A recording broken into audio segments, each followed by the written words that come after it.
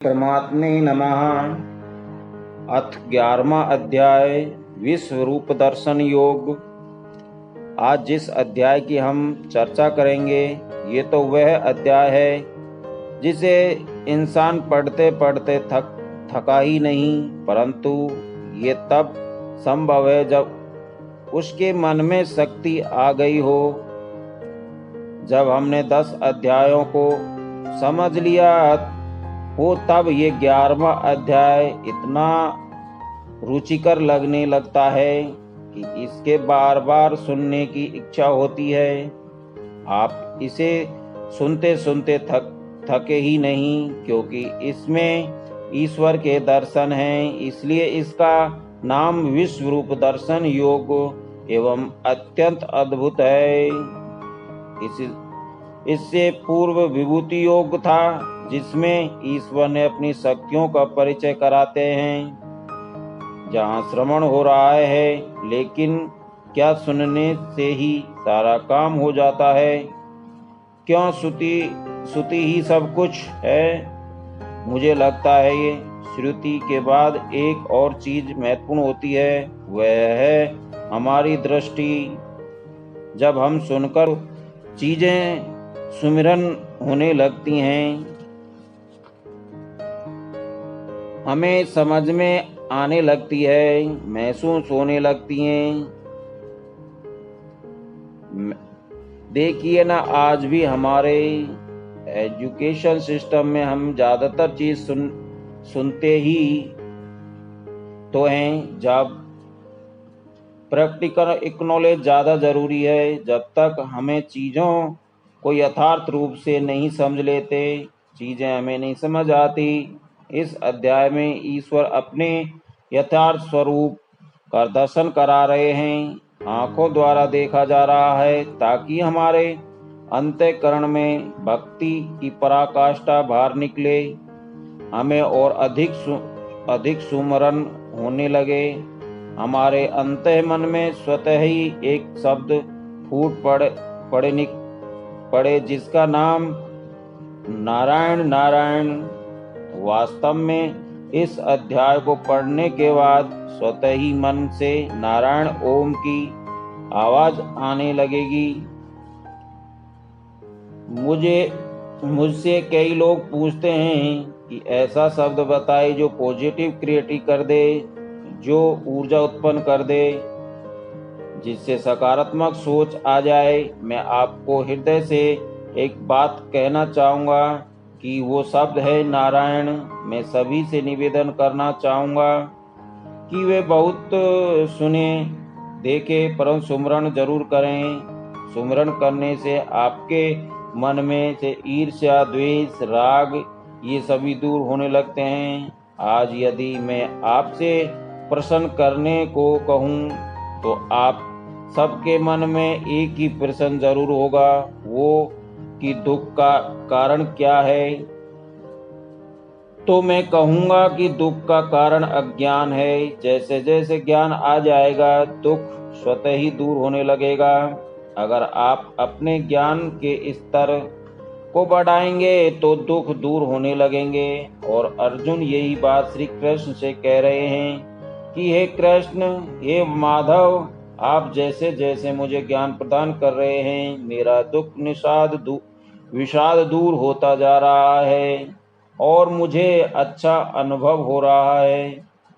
अर्जुन कहते हैं, हे परमेश्वर, हे योगेश्वर, हे पुरुषोत्तम, मुझे आपके ज्ञान, तेज और शक्ति रूप में का परिचय कराइए, मैं उसका दर्शन करना चाहता हूँ। श्री कृष्ण कहते हैं, हे भरतवंशी अर्जुन, तू अदिति के 12 पुत्रों एवं 11 रुद्रों में और अवनीशु कुमार के रूप में तू मेरे इस अद्भुत रूप को देख, और इसी तरह के आश्चर्यजनक संपूर्ण विश्व रूप को देख, परंतु इन नेत्रों से तुम मुझे नहीं देख पाओगे। इसलिए श्री कृष्ण ने अर्जुन को दिव्य चक्षु प्रदान किए, जिससे अर्जुन ने इस ऊर्जा स्वरूप दिव्य रूप को देख सकें। इसी समय एक दूसरा दृश्य भी बन रहा है। ये दृश्य है संजय और धृतराष्ट्र के मध्य वार्तालाप का। ये दोनों भी आपस में बात कर रहे हैं। संजय भी अपनी दिव्य दृष्टि के साथ ये सारा वृत्तांत धृतराष्ट्र को सुना रहे हैं। संजय बोले, हे राजन, योगेश्वर श्री कृष्ण ने इसी के साथ सभी को विस्मय कर देने वाला अपने परम स्वरूप का दर्शन कराया, और ये समस्त पापों को नष्ट करने वाला ऊर्जा में शरीर था। ये रूप उन्होंने अर्जुन को इसलिए दिखाया कि सब कुछ केवल सुंदर ही नहीं बल्कि कुछ भया भी है। अगर हमें पूर्ण प्रौढ़ता प्राप्त करनी है, परिपक्वता प्राप्त करनी है, तो हमें अच्छों के साथ बुरे एहसासों को भी करने होते हैं, क्योंकि विश्व में प्रिय के साथ अप्रिय की वासना भी है। लेकिन जब तक हम इनको समान रूप से नहीं देखा जाता, तब तक परिपक्वता नहीं आती। इसलिए मेरे अनेक सिर, अनेक भुजाएं, सहस्त्र नेत्र वाले रूप को इस स्वरूप को देखकर अर्जुन चकित हुए जा रहे हैं। उनके अनेकों ब्रह्मांड इनके मुख में प्रवेश होते हुए दिख रहा था। इससे उनके आश्चर्य की सीमा बढ़ गई। इस रूप का ना तो कोई आदि है, ना मध्य और ना कोई अंत। इस स्वरूप में ब्रह्मा विष्णु महेश समाये हुए हैं। कितना विस्मय कर देने वाला है। अर्जुन ये भी देख रहा है कि धृतराष्ट्र के समस्त पुत्र, सभी राज्यों से आए हुए राजा धृतराष्ट्र, भीष्म पिता में और कर्ण, ये सभी ईश्वर के विस्मय रूप को मुख में प्रवेश करते जा रहे हैं, उनकी दाढ़ में समा जा रहे हैं। अब अर्जुन को भय लग रहा है और वह हाथ जोड़कर श्री कृष्ण को क्षमायाचना करने लगा। हे परमेश्वर, हे योगेश्वर, आपको मैं यादव कहता रहा, सखा कहता रहा, परंतु आप स्वयं ईश्वर हैं। अर्जुन को ये लगने लगा कि जिस प्रकार नदियां समुद्र में मिल जाती हैं, उसी प्रकार इस संसार में जितने भी प्राणी हैं, वे सभी अंत में श्री कृष्ण के मुख में समाये जा रहे हैं। भय और अधिक होने लगता है और अर्जुन बार बार नतमस्तक होने लगता है और कहते हैं ना कि भय बिन